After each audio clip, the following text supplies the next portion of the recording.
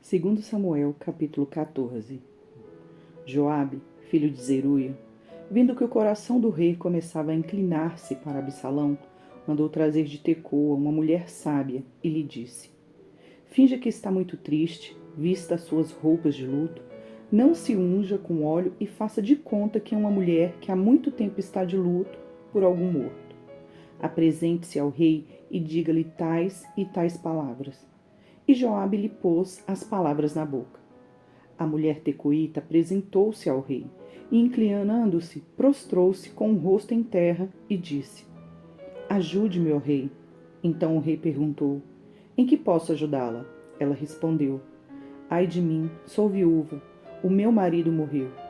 Esta sua serva tinha 2 filhos que brigaram entre si no campo. Como não houve quem os apartasse, um deles matou o outro. Eis que toda a parentela se levantou contra esta sua serva, e estão dizendo: entregue-nos aquele que matou seu irmão, para que o matemos em vingança da vida que ele tirou, e para que destruamos também o herdeiro. Assim, querem apagar a última brasa que me restou, não deixando o meu marido nome nem sobrevivente na terra. O rei disse à mulher: vá para sua casa, e eu darei ordens a seu respeito. Mas a mulher tecoíta disse ao rei: ó rei, meu senhor, que a culpa caia sobre mim e sobre a casa de meu pai. O rei e o seu trono sejam inocentes. Então o rei disse: se alguém falar contra você, traga-o aqui, e ele nunca mais a incomodará. A mulher acrescentou: que o rei se lembre do Senhor seu Deus, para que os vingadores do sangue não se multipliquem e exterminem o meu filho. Davi respondeu: tão certo como vive o Senhor, não há de cair no chão nem um só dos cabelos de seu filho. Então a mulher disse: permita que esta sua serva fale uma palavra ao rei, meu senhor. Ele disse: fale. E a mulher prosseguiu: por que o rei, meu senhor, imaginou tal coisa contra o povo de Deus? Pois ao pronunciar a tal juízo, o rei condena a si mesmo, visto que não quer voltar ao seu desterrado.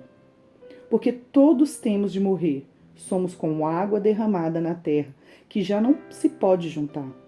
Porque Deus não tira a vida, mas encontra meios para que o banido não permaneça afastado de sua presença. Se vim agora falar esta palavra ao rei, é porque o povo me atemorizou, porque esta sua serva dizia: vou falar com o rei, porque talvez ele fará segundo a palavra desta sua serva. Porque o rei atenderá para livrar a sua serva da mão do homem que quer destruir tanto a mim como a meu filho da sua herança de Deus. Dizia mais esta sua serva: seja agora a palavra do meu rei, meu senhor, para minha tranquilidade, porque como um anjo de Deus, assim é o rei, para discernir entre o bem e o mal. Que o Senhor seu Deus esteja com o rei, meu senhor. Então o rei disse à mulher: não me encubra nada do que vou lhe perguntar. A mulher respondeu: pois fale, ó rei. O rei respondeu: não é verdade que a mão de Joabe está com você em tudo isto? Ela respondeu: juro pela sua vida, ó rei, meu senhor, que ninguém poderá se desviar, nem para a direita, nem para a esquerda, de tudo que o rei tem dito. Sim, foi o seu servo Joabe que me deu ordem, e foi ele quem ditou estas palavras à sua serva, todas estas palavras. Foi para mudar o aspecto deste caso que o seu servo Joabe fez isto. Porém, o meu senhor é tão sábio como um anjo de Deus, para entender tudo o que se passa na terra. Então o rei disse a Joabe: atendi o seu pedido. Vá e traga o jovem Absalão. Joabe se inclinou, prostrou-se em terra, abençoou o rei e disse: hoje reconheço que obtive favor aos seus olhos, ó rei meu senhor, porque o rei fez segundo a palavra do seu servo. Então Joabe se levantou, foi a Gessur e trouxe Absalão a Jerusalém. Mas o rei disse: que ele volte para sua casa e não veja a minha face. Assim Absalão voltou para sua casa e não viu a face do rei. Em todo Israel Não havia homem tão celebrado por sua beleza como Absalão. Desde a planta do pé até o alto da cabeça, não havia nele defeito algum. Quando cortava o cabelo, e isto se fazia no fim de cada ano, porque o cabelo lhe ficava pesado demais. Seu peso era de mais de 2 quilos, segundo o peso real. Também nasceram a Absalão 3 filhos e uma filha. A filha se chamava Tamar e era uma mulher muito bonita. Absalão ficou 2 anos em Jerusalém sem ver a face do rei. Então mandou chamar Joabe para o enviar ao rei, mas Joabe não quis vir. Mandou chamá-lo segunda vez, mas Joabe não quis vir. Então Absalão disse aos seus servos: Vejam, Joabe tem um pedaço de campo pegado ao meu e tem cevada nele. Vão lá e ponham fogo. E os servos de Absalão meteram fogo neste pedaço de campo. Então Joabe se levantou, foi à casa de Absalão e lhe disse: Por que os seus servos meteram fogo no pedaço de campo que é meu? Absalão respondeu: Mandei chamá-lo dizendo: Venha cá, para que o envie ao rei para dizer-lhe o seguinte: Para vim de Gessur, melhor seria ter ficado lá. Agora quero ver o rei. Se há em mim alguma culpa, que ele me mate. Então Joabe foi ao rei e lhe entregou a mensagem de Absalão. O rei chamou Absalão e este se apresentou diante dele e inclinou-se sobre o rosto em terra e o rei o beijou. Daniel, capítulo 8. No terceiro ano do reinado do rei Belsazar, eu, Daniel, tive uma visão. Isto aconteceu depois daquela visão que eu tive anteriormente. Quando eu tive a visão, parecia que eu estava na cidadela de Suzã, que fica na província de Elão. Nessa visão, eu estava junto ao rio Ulaí. Levantei os olhos e eis que, diante do rio, estava um carneiro que tinha 2 chifres. Os 2 chifres eram compridos, mas um era mais comprido do que o outro, e os mais comprido apareceu por último.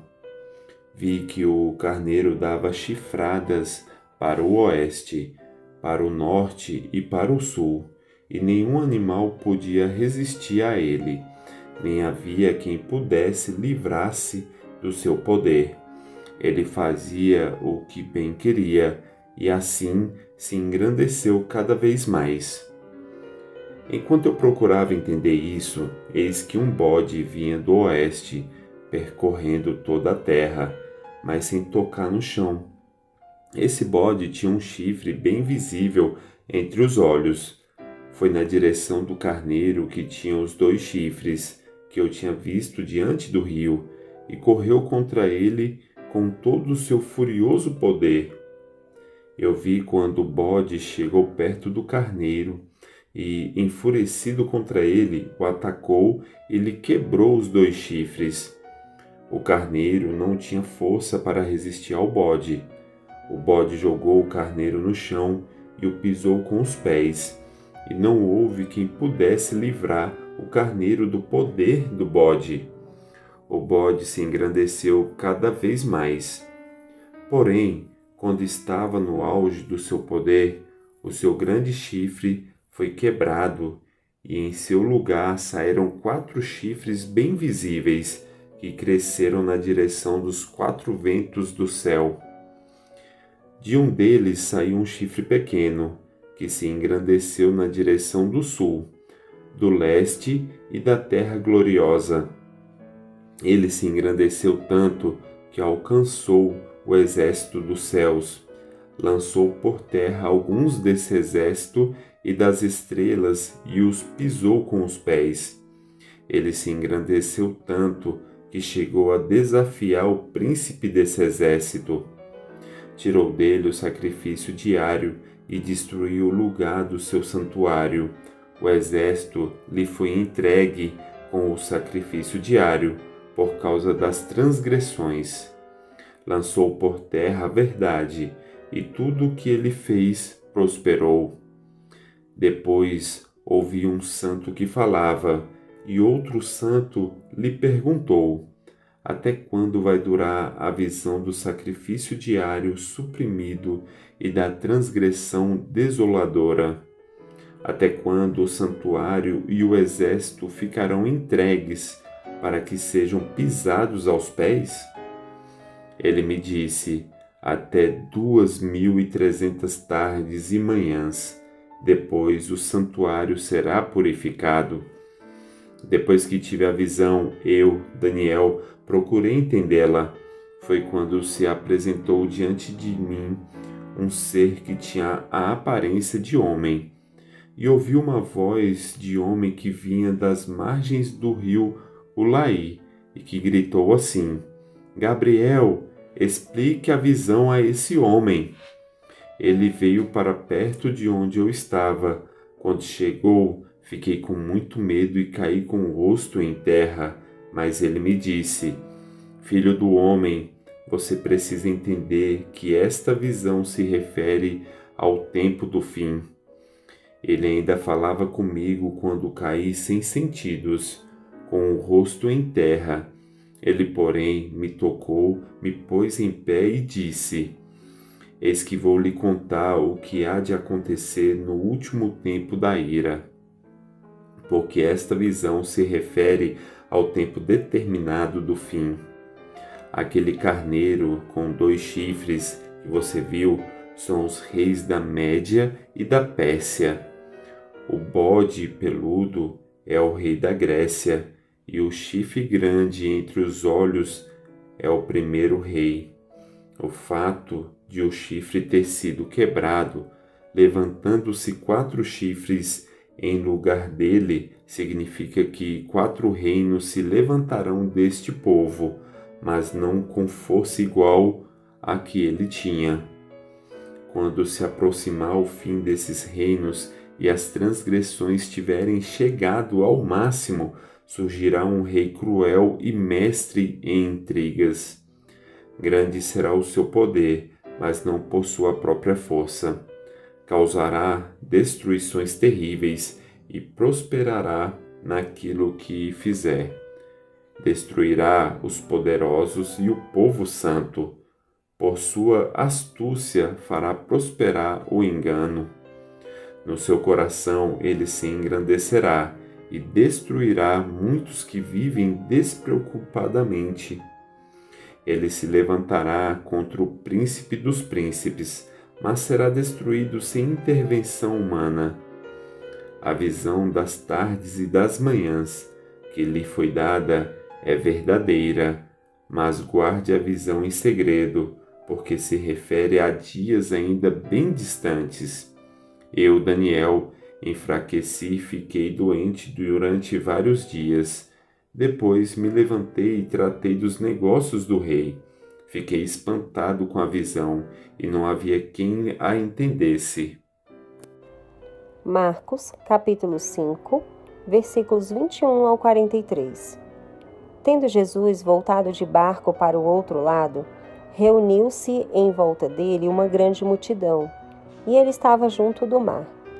Então chegou um dos chefes da sinagoga, chamado Jairo, e vendo-o, prostrou-se aos pés de Jesus e lhe pediu com insistência: Minha filhinha está morrendo. Venha impor as mãos sobre ela para que seja salva e viva. Jesus foi com ele. Uma grande multidão seguia Jesus, apertando-o de todos os lados.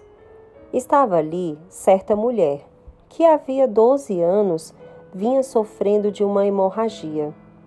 Ela havia padecido muito nas mãos de vários médicos e gastando tudo o que tinha, sem, contudo, melhorar de saúde. Pelo contrário, piorava cada vez mais.